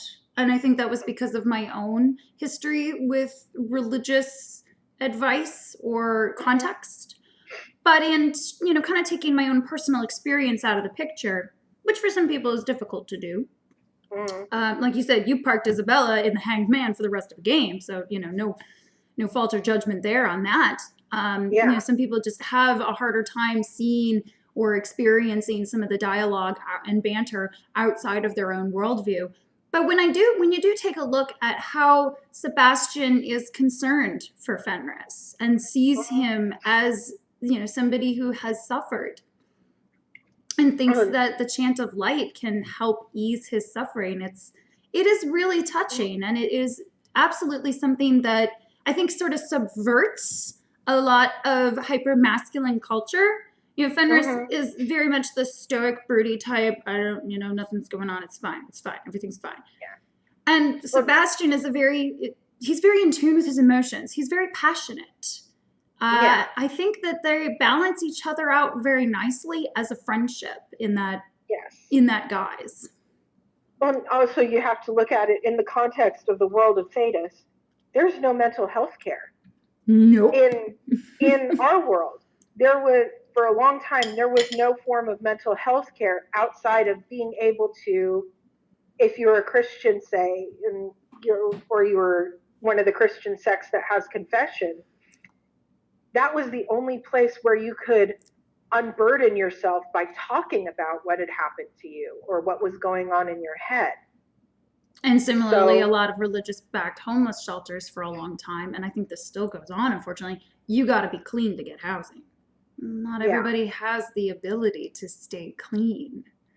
Yeah. Not everybody... And Fenris throughout the whole game is actively trying to become a better person. Mm-hmm. At least if you're, friend-mancing him. I've never been able to do the rivalry romance or really rival him, simply because a lot of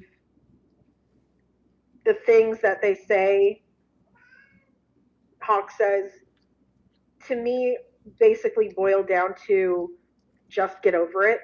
And that doesn't help. It doesn't. And it's not a lot of that trauma, because remember, he lost his memory after of everything that went before getting the tattoos. He doesn't have the good memories like Anders has of his mother, or, Isabella has of, being on the ship and having good times. He doesn't have that. All he can remember is pain and torment and abuse. So there's no real touchstone for him to just get over it. Yeah.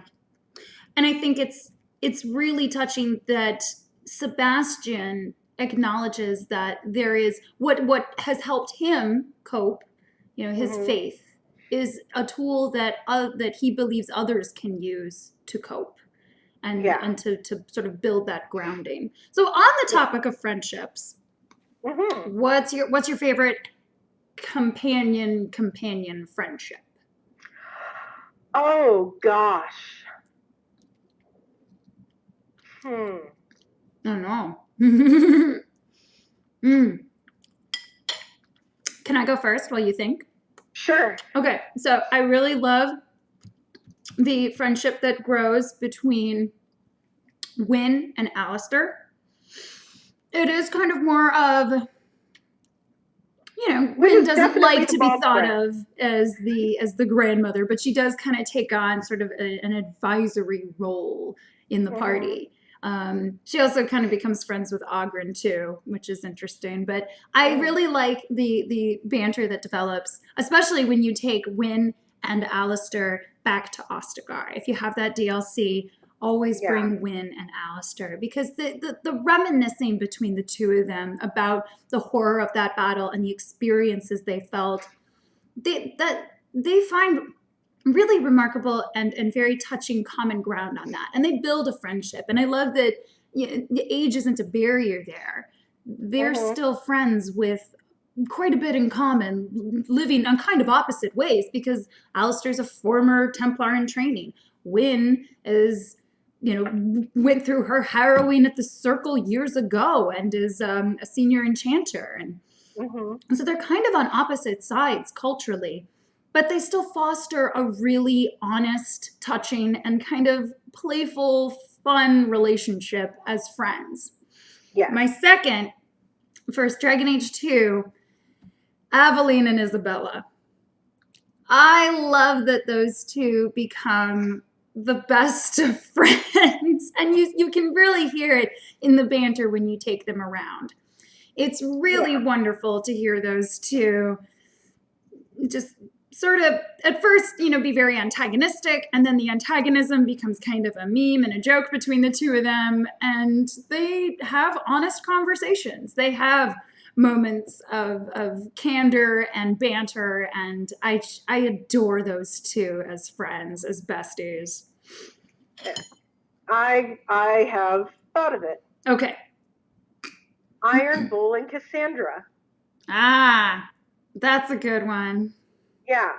I like that there's a good example of a platonic friendship between a male identified person, a female identified person, and it doesn't become physical. Yeah. It's just a good, purely platonic. He flirts with her. She tells him, "Hey, I didn't tell you to stop."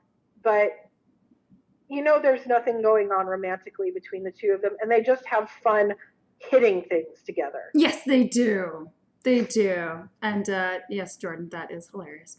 I like that friendship as well. I definitely put that up there in my top three for Inquisition friendships.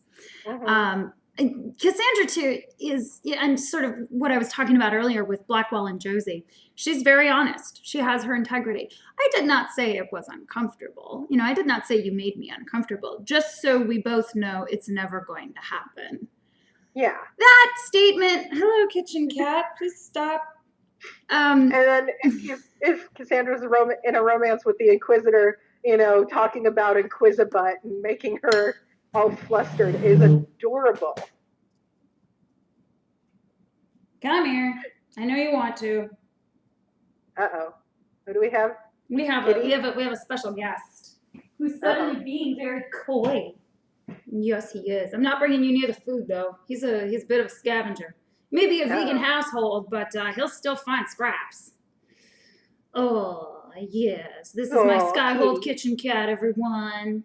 F for kitchen Yay. cat. He has a wizard's beard. Yes, he Aww. does. Look at those cheeks. Yeah. Look at how happy Kitty is. Look at the food Kitty wants to eat. Ay, ay, ay. I gotta keep you away from the table. All right, down now. Thank you for your cameo. Please be off with you. Duke Bomb. I have a cat biting my legs. You probably could tell. Oh, Mr. SM.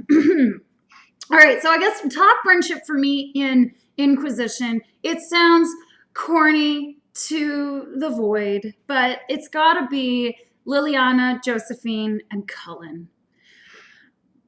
And I think largely because I spend so much time on the warboard. The warboard is probably one of my favorite parts of the game. I absolutely love it. And before I got the mod to take out the time, the sort of timing aspect of it, I still enjoyed it so much and would spend so much time on the warboard. And so I got to hear a lot of the the sort of banter and updates between those three. Yeah. I love those three as a dynamic, and their little notes that they pass that you can find in Trespasser. They're just so amazing. And you know, if your Liliana becomes divine, you know, sort of the hesitation that Cullen feels, but she very quickly like, oh no, you don't need to bow or anything like that. Like they have such honesty between them. Josephine, you know, likes to get little gifts. Her love language, I guess, is food and gifts. I definitely can feel that because my love language is definitely food. She gets Cullen cookies for his birthday. I think that those three I can totally are picture amazing. Josephine and Liliana together on a big feather bed talking about boys or whoever. And with Liliana, you know, probably having the big divine overblown drapes on there and just sitting and having girl talk. Definitely. They're very relatable. They're a really nice trio of good friends. And in a series where we often have trios of evil, like we have the Masked Empire crew, Briala, Celine, and Gaspard. And if you've read the books, we have people like King Megrin in The Stolen Throne and the evil Chantry Mother, and I think he's like either an Orlesian or a Tevinter mage. I can't even remember their names, but I could just kind of call them the trio of evil. There are so many groups of people that are antagonistic and have antagonistic relationships. It's really wonderful to see a dynamic of three people, all with very different backgrounds and very different interests, and very different identities, really come together in not just an effort professionally, but come to support each other as friends. And I think, I mean, if you have anybody out there, if you have friendships like that in your workplace or in your fandom or in any aspect of your social life, those are some of the most amazing friendships that you can have, where there's so much that's so different about you, but you find such great common ground and camaraderie and can really forge something that's lasting and meaningful in your life. I think that Cullen and Josie and Liliana really exemplify that so well. And one of my favorite relationships to look at also in the games is just Iron Bull and any of the Chargers. Like Iron Bull and Krem is just one of those amazing friendships that I would like to, you know, feel like I can be somebody's Iron Bull or somebody's Krem, and just, you know, always having each other's backs, caring about the other person. Sure, they, you know, rag on each other a lot, but that's part of the fun and the friendship.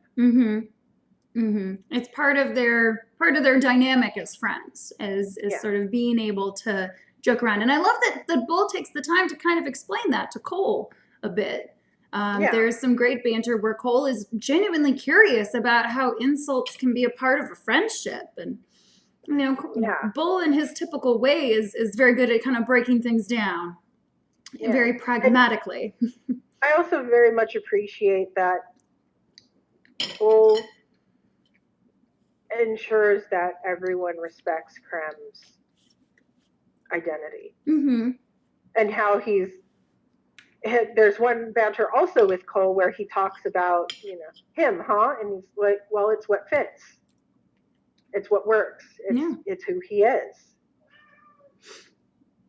Because, you know, we're all humans.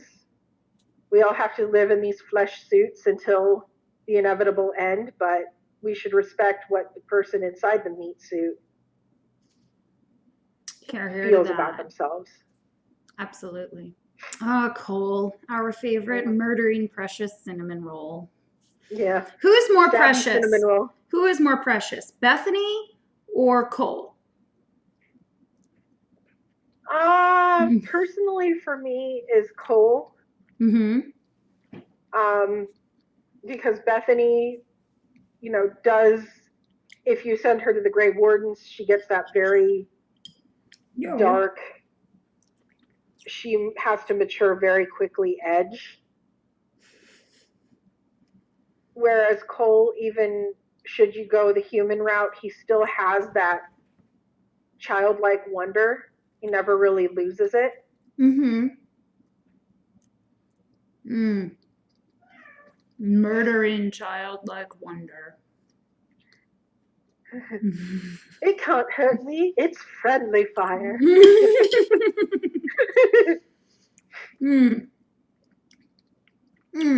Well, Focus, just so you know, I am the greatest of monsters because most of my playthroughs, I kill the chargers. Evil! Evil! I know.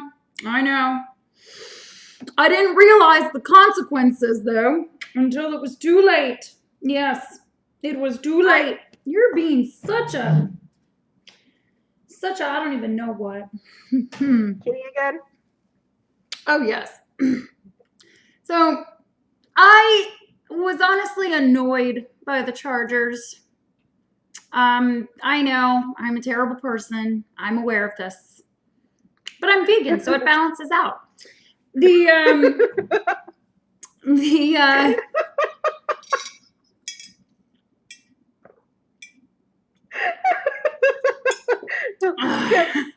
Flawless logic.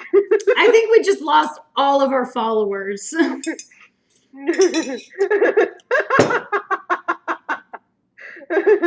I can hear Angela stabbing you from here. Oh, probably. Yes. I don't like their song. Like, yeah, Crim's great and all. I looked at this ragtag group and I'm like, ugh.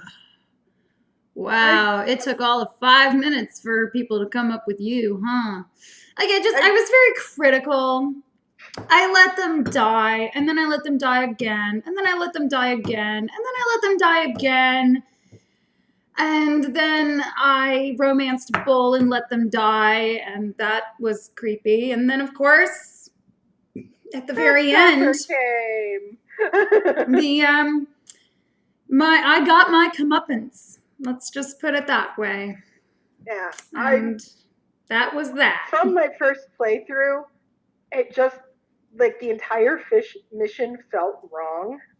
Yeah. Like, if you're testing how you're going to work with the Inquisition, you don't ask for the guys who you already know everything about because of Bull, probably including their bathroom habits. Kitty. Yeah, he's not happy about me killing the Chargers either. No. Well, you know, as he should be. Yeah. It's like, oh yeah, pour one out for him. Moving on. Ooh, wait. I think it is just about time to wrap up. It is. It is 1 minute to 2 o'clock. So I haven't finished anything, so I'm going to stuff this last piece of pie. You finished the Beyond Sausage. I finished the Beyond Sausage, yes. Dude, I know you want this whipped cream, but it's not happening. Oh my God. Dude, cat. Mr. SM, if you could help me. Watching a shark attack. He is a little shark. Yes, he is. He's being very playful right now. Come on, buddy. I'm like doing my outro. Do you mind? Go away. All right, come here, you. Come here. Okay. Kitty says, but what if it was for cats? Yeah, it's not for cat. It's not for cat. All right. Oh boy, it's 1 o'clock here now. So if you have not already, folks, thank you so much for being here at this amazing lunch. It's been a treat. I am going to finish this piece of pie, and you should donate to Able Gamers in return for me eating this whole thing right now. Donate for the kitty. Donate for a kitty. The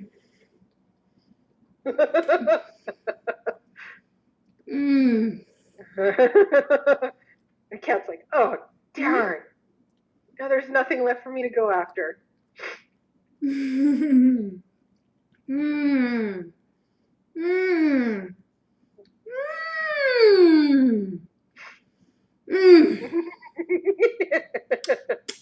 Aw. Oh, that was good. Vegan pumpkin pie. Thank you again, folks. Click that link below. Check out our Tiltify campaign supporting able gamers. We're going to be having more madness and more amazingness going on. We have an interview live on Dunk Drunk Dalish's website with an interview with able gamers. And T, you participated in that, I believe.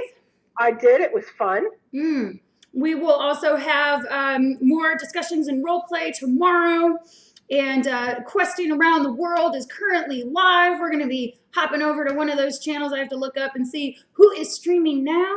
I know Gelder Thalin will be on later. I know that Pirate Savvy will have another stream early tomorrow morning. And I will be doing a blind multiplayer run tomorrow. I've never done multiplayer. I loaded the screen once and was like, this isn't for me. So I have never played multiplayer. I'm going to give it my best shot tomorrow. Join me for that, 9 a.m. PT. We also have Villain Appreciation Hour with Cole from the Kingdom and Dawn of Crimson Wolf. Gosh, we got so much going on, folks. It's really going to be a whirlwind. Remember to click that link, share it widely for the Tiltify campaign for able gamers. It's a great cause. Join us. Bear your blade or fork and raise it high. Thank you all so much for joining me on this stream. Thank you, T, for calling in. Inquisitor, always a pleasure. And I will see you all around. Thanks again, everyone. Bye, everybody. Bye.